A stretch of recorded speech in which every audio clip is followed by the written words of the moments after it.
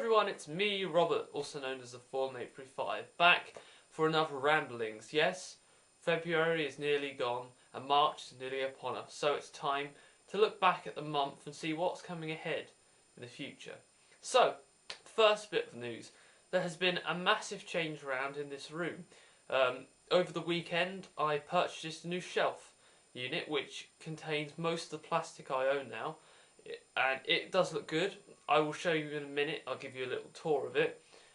But yes, and obviously I have some plans for the room to add more shelves and maybe get rid of this desk which I review on. So certain things may be changing around and I'll keep you posted on that, but it shouldn't affect how I review things.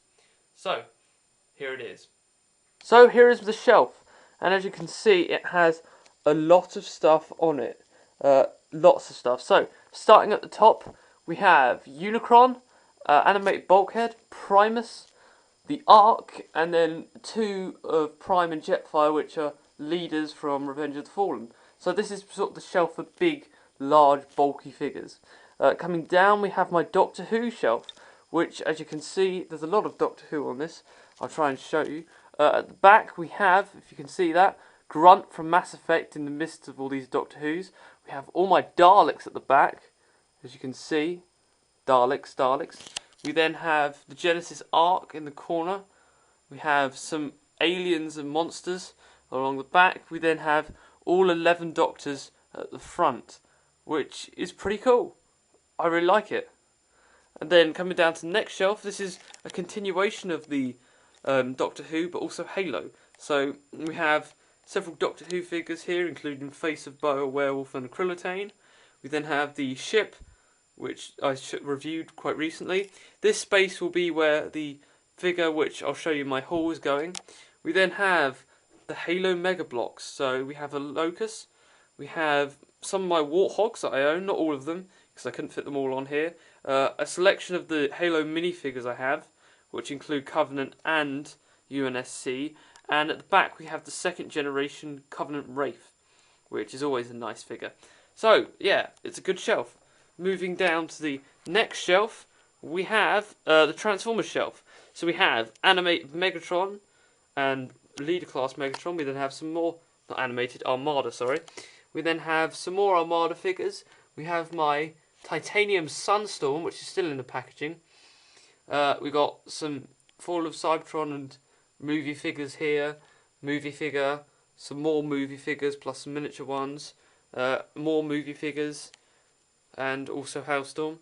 So yeah, it's a selection. Of course I've got more of my main Transformers out elsewhere in the room, so this shelf is more for other plastic. Moving down, we have my Star Wars shelf. Now here you can see it's sort of divided into two. Over here we have my basically separatist section. So we have some droids at the back, Count Dooku, Grievous, some more droids. Then we have some bounty hunters like Cad Bane, some more droids. At the front here we have some alien species such as Jawa, original Kenner figures. All of these here are the originals. I do have an original Chewbacca as well, but he wouldn't stand up, which is annoying. Going to the back, we have clones. That's an AT-AT. We have a Tauntaun. Some more clones. We have my Jedi. So Plo Koon, Mace Windu, Obi-Wan, Anakin, Qui-Gon Jinn, etc. Then we have my droids selection here, and also a clone there. So yeah, I've got loads of empty space there to put more when I take them out their packaging, which is quite cool. Moving down one more step, we have, again, this is another Halo shelf. As you can see, we've got the Covenant AA turret, we've got a Ghost, a white Warthog, the Covenant platform, the Phantom, which is made, so here it is. It looks absolutely amazing, I must say. And we also have a Banshee there. So yeah, I love that. It's awesome. Moving down one for the final thing, we have, now I don't know if this is going to be able to show because the lighting here is very poor. We have Ironhide, from the movie. We have my pelican. At the back, just visible, we have Tidal Wave.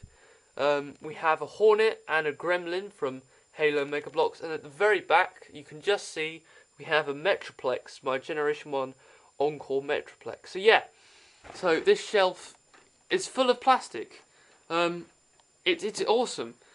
It really is. It's huge, it's full of plastic, and it's a great way to store and show off all of my collection, which up to this point has been in boxes. So, yeah. So, on to more of my ramblings. So, as you saw, the shelf contains quite a lot of plastic, and yeah, it does look really cool.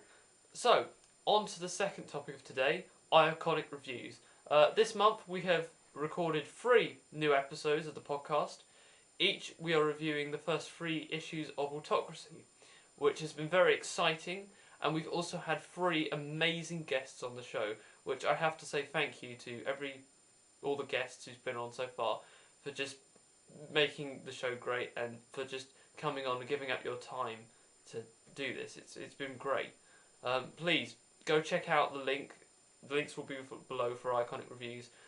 We wanted to start off Autocracy in a big way. So what's bigger than getting several guests in to give their opinions of the comics as well as me and Jim. So go check them out. We have Stephen, or Live for Everything, Die for Nothing, on the first episode, who sort of gave me the idea of the shelf and etc. So go check out that. For the second issue we have Razatron, who's, as you know, from Skype Sundays. And on the third review, which we recorded yesterday, or whenever you're watching this, we have Adam White, who you'll know from Full Metal Hero. So, what's to come in the podcast? Well, in the next month we continue reviewing Autocracy. We have the next 4 issues out, so that should be good, taking us up to issue 7. And we are going to have one of the guests returning for the issue 6, I believe, and then we're going to have change of hosts for the other issues. So look forward to that. And again, your comments, your feedback, most importantly, like, your constructive criticism is what helps us to make the podcast better. It's what helps us to realise what we can do to make the podcast better, so that you'll keep listening and that we'll keep making them. Because we make them for you, for the people, for the fans, for the community, to listen, to gain ideas and to gain views. So, to gain different opinions on comics, should I say. So, yeah, that's cool. Next piece of news, in March, Bioshock Infinite's coming out. Now, I'm definitely going to be getting this. It's the last thing I'm going to be getting because I have to save up for AA after that. But yeah, the game looks amazing. It has so much going on for it, so much deep cultural but yet religious significant views inside of the game. But ultimately, the game just looks amazing. The game mechanics, how you use the skyhooks, it just looks so cool. And compared to the other 2 Bioshock games we've got recently, it looks like something we've never had before. So I'm excited for that. I should be getting it when it comes out on the 26th of March. Final piece of news is YouTube videos. Now, you'll probably have seen that over the last couple of weeks I've uploaded some slightly different reviews, such as the Doctor Who episodes review and the Star Trek review, which I uploaded the last video. Let me explain what's going on here. Basically, these reviews, they are not a podcast, so please do not think they're a podcast, because they are very different to podcasts. When you're podcasting, you have a more professional view. You have to be careful of what you say and how you say it. You have to get your views across very precisely and very away and constructively, so that the podcast flows smoothly and you don't have so much editing to do. However, with the reviews that I'm uploading to YouTube, they are more like discussion videos. So I will be discussing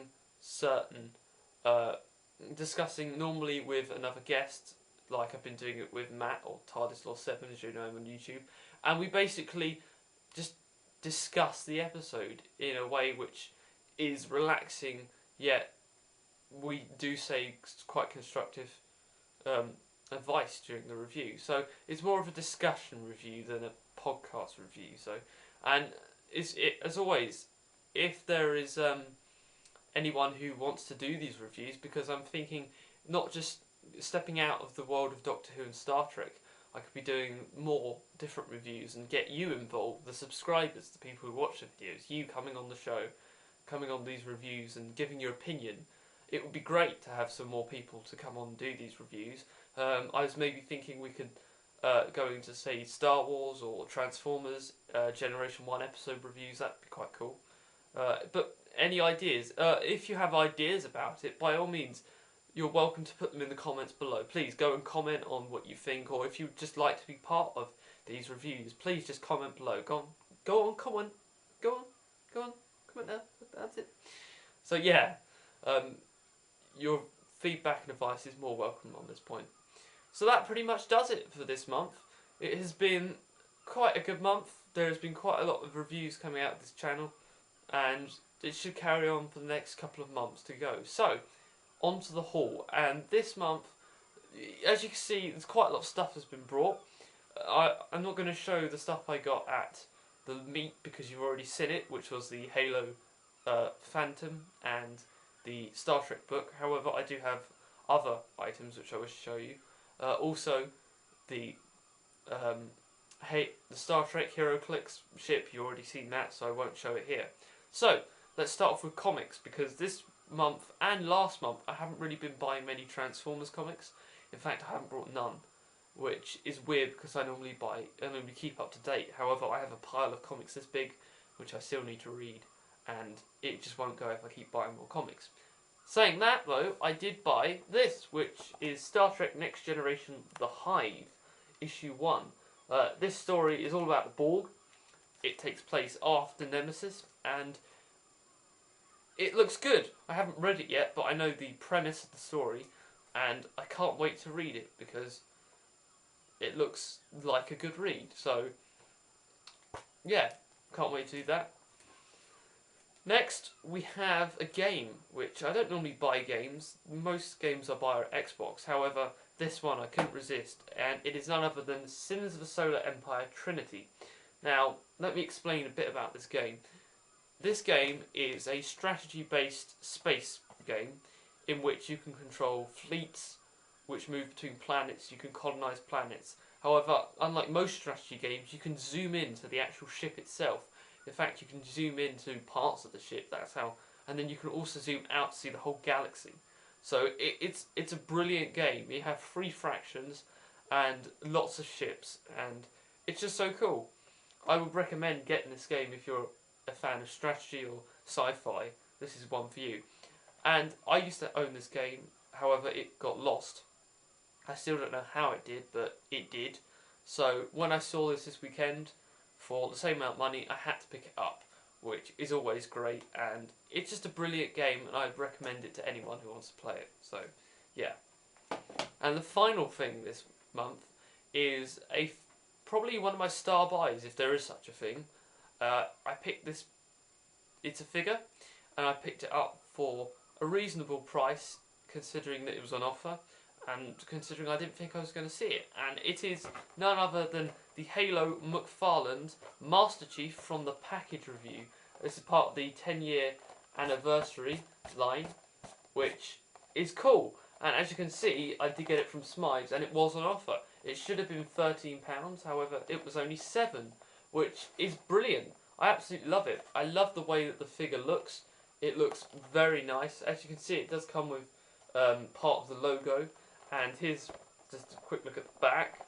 It's cool, and as I said, in Smythe's they had the rest of the line for the same amount of money, so I might be going back and picking some up, depending on how things turn out. But yeah, it's cool, so expect a review of this up soon, because I have a lot of stuff to say about this figure. So, that was it. That was my haul, and that was the ramblings for this month over. I hope you've enjoyed it.